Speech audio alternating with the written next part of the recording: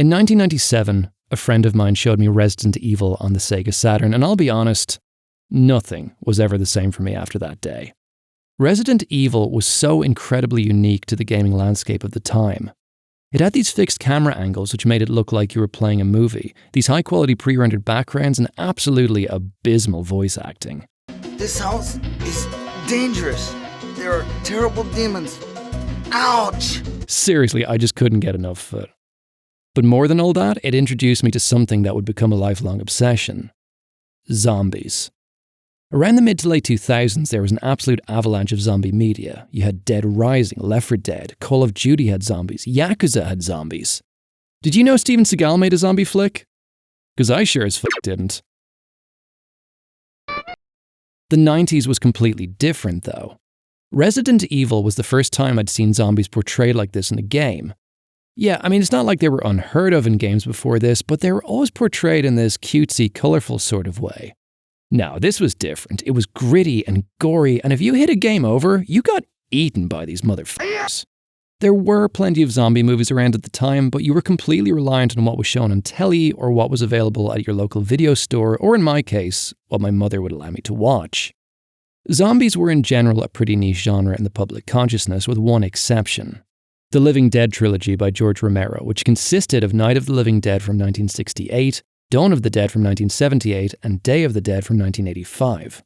It was common ground for nerds and film lovers like, dude, you know the Romero trilogy? Yeah, I know them, seen all three. Cool, you know Return of the Living Dead? That one's sick. Sure, I've heard of it. Dude, what about Zombie Flesh Eaters? You know that one? No. Night of the Living Dead starts with Barbara and Johnny driving out to the countryside to visit the grave of their departed father. Johnny not the least bit happy with how many hours it takes them to get there. After teasing Barbara that she's still afraid of graveyards, Johnny is attacked and killed by a stranger, which is her first zombie. Barbara escapes to a nearby house where she is met by Ben, a randomer who dispatches some more zombies that arrive at the house. Ben tries to get information from Barbara, who is less than helpful because she has sort of gone batshit after losing her brother, and Ben starts to barricade the house. After some time, it turns out that there are more survivors hiding in the basement, consisting of a young couple, Tom and Judy, the surly Harry Cooper, his wife Helen, and their daughter Karen, who was attacked by a zombie. After much arguing, the entourage decides to try and get to a gas pump on the land in order to refuel Ben's truck and then hopefully escape. Mistakes are made, the truck ends up going on fire and explodes, killing Tom and Judy in the process. Ben rushes back to the house and Cooper doesn't let him in, causing Ben to lose his temper and beat the living crap out of Cooper. The horde of zombies tries to break into the house, and as Ben tries to reinforce the barricaded windows, Cooper takes his rifle and tells his wife to get into the basement. Ben gets the gun back, then shoots Cooper, killing him. The daughter reanimates, murdering her mother. Ben escapes to the basement, and just when you think he's going to be the lone survivor, the rescue squad that arrives in the morning mistakes him for a zombie, shooting and killing him. Okay, where to start? There is a lot wrong with Night of the Living Dead.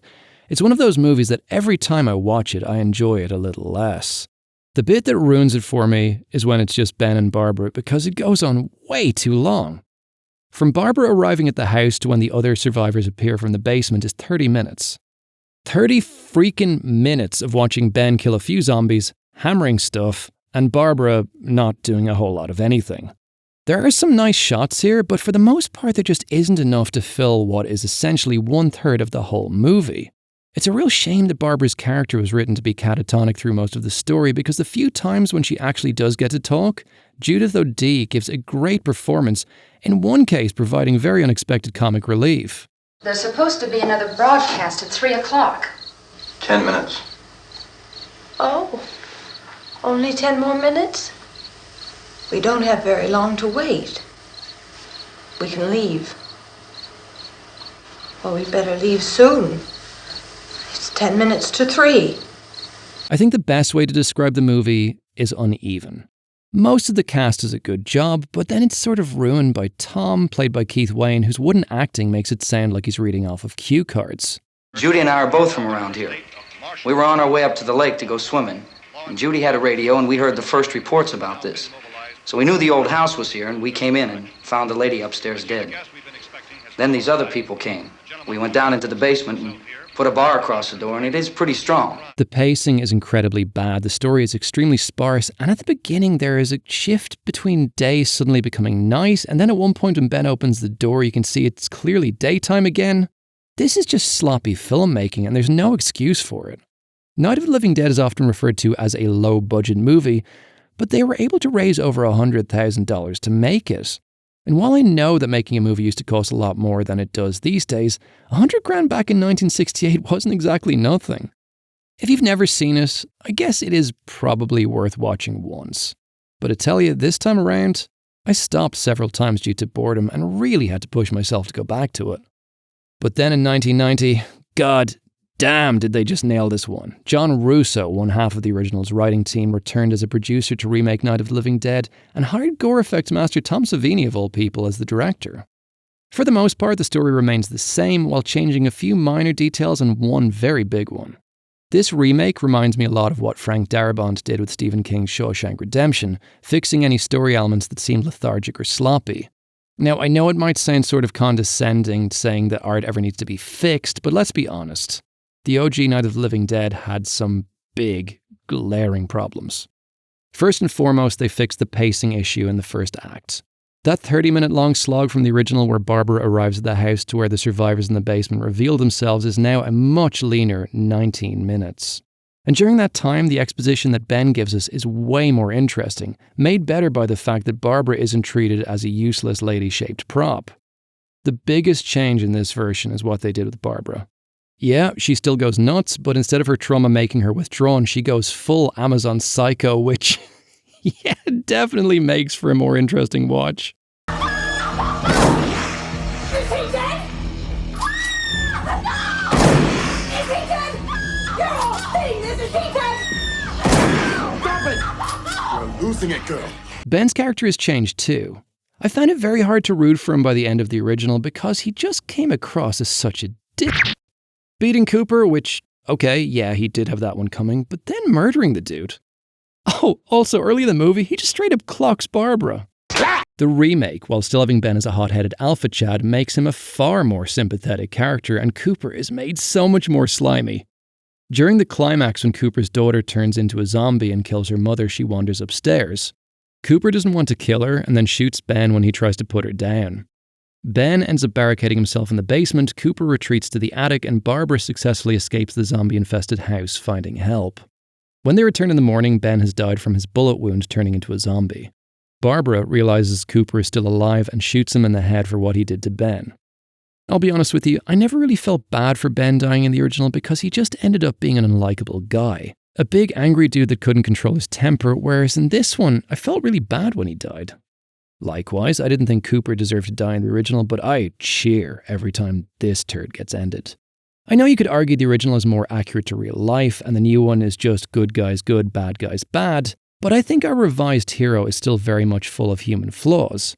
Every time I rewatch this version, all I can think is that it's a story about Ben being wrong the whole time, and just ends up getting everyone killed.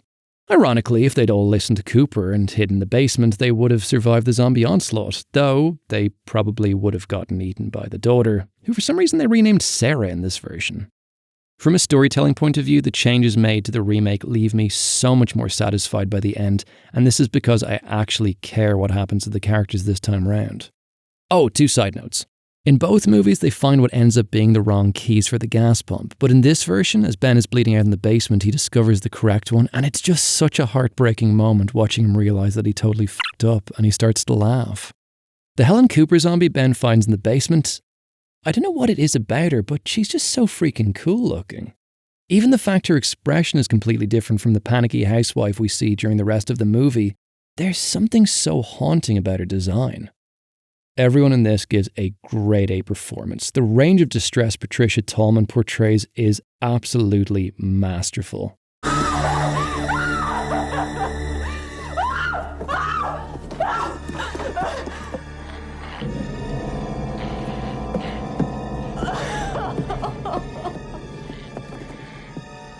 Even though Russell Strainer was great in the original as Johnny, Bill Moseley just kills it in this part, and he always makes me laugh. No, Mother! Years later, when House of a Thousand Corpses became one of my all-time favourite horror movies, I was really surprised that this was the same actor who played Otis. Harry Cooper, portrayed by Tom Tolles, is so snivelly and gross, and I couldn't believe the scary-looking wife-beater in Mad Dog and Glory was the same guy. Hey, I'm a police officer. Wayne, we were just arguing in here. Everything's okay. You're a police officer? Yeah. Really? Well, guess what? And holy shit, I just realised he's also the lieutenant in House of a Thousand Corpses. This guy's a freaking chameleon. Dwayne Jones did do a good job in the 1968 original, but I feel bad because, Jones gets absolutely blown out of the water by what Tony Todd does with his character. Cooper, I got a shotgun out here. You open the store, you motherfucker. I swear I'll blow this shit. I'm counting, that's one.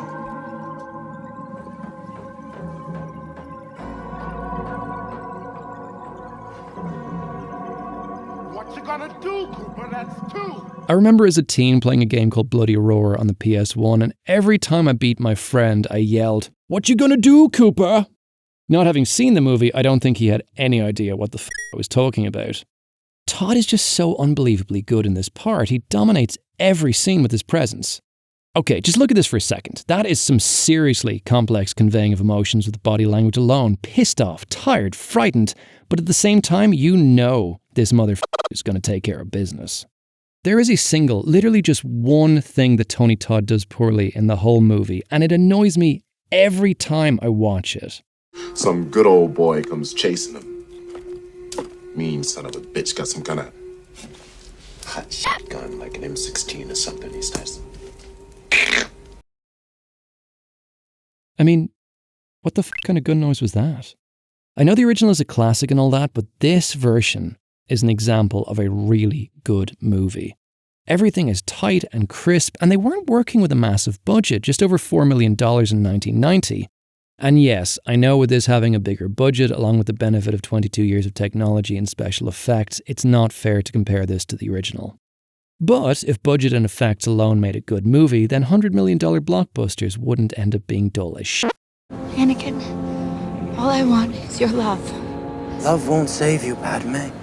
Only my new powers can do that. The remake of Night of the Living Dead is a movie that I never felt has gotten its due credit, as it is what I consider to be one of the best horror movies of all time. And yes, I feel like I should mention the other Night of the Living Dead remake, the one from 2006. Honestly, I think it takes a special type of talent to make a film this boring. It involved no one from the original production, and it's more of a reimagining than a remake. Jeff Broadstreet made this movie with $750,000, and by God, I do wonder what exactly the money went on.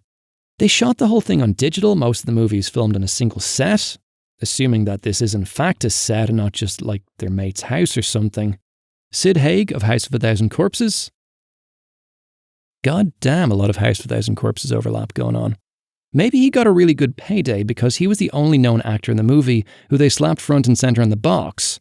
Yes, with the exception of a brief cameo at the beginning, he only appears in the last third of the movie. Maybe that $750,000 was part of Broadstreet's personal cocaine and hookers budget. Who the fuck knows? When I was trying to work all this out, I figured a chunk of the money must have gone on acquiring the right to use the Night of the Living Dead brand. But then I remembered that doesn't actually cost anything. Due to a copyright kerfuffle, when the name of the 1968 movie was changed from Night of the Flesh Eaters to Night of the Living Dead, the film mistakenly fell into public domain. Due to the error, it meant anyone could broadcast, distribute, or use the movie however they wished. Night of the Living Dead has been with us free of charge for over 60 years. And much like what happened with It's a Wonderful Life, their mistake ended up solidifying it into our minds as a classic in a way that probably wouldn't have happened otherwise. Unfortunately, though, this means that anybody can make a Night of the Living Dead movie. During the writing of this video, I discovered that there were 2 more remakes made in 2012 alone, and no, I have not been able to bring myself to watch them because they both look like absolute abortions of cinema. The true legacy of Night of the Living Dead is that it gave us the zombie. Not those lame things from the 30s and 40s that looked like they were just people walking around in a trance. Night of the Living Dead gave us the blueprint for the zombie as we know it today. That frightening horde of undead searching for the flesh of the living. Romero went on to have great success with his 2 vastly superior sequels, and the zombie eventually shuffled its way into the mainstream, now one of the most popular horror genres. I mean, The Walking Dead ran for 11 seasons, becoming one of the most successful TV shows of all time. And however you feel about that series, personally, I am really happy that I now live in a world with more zombies.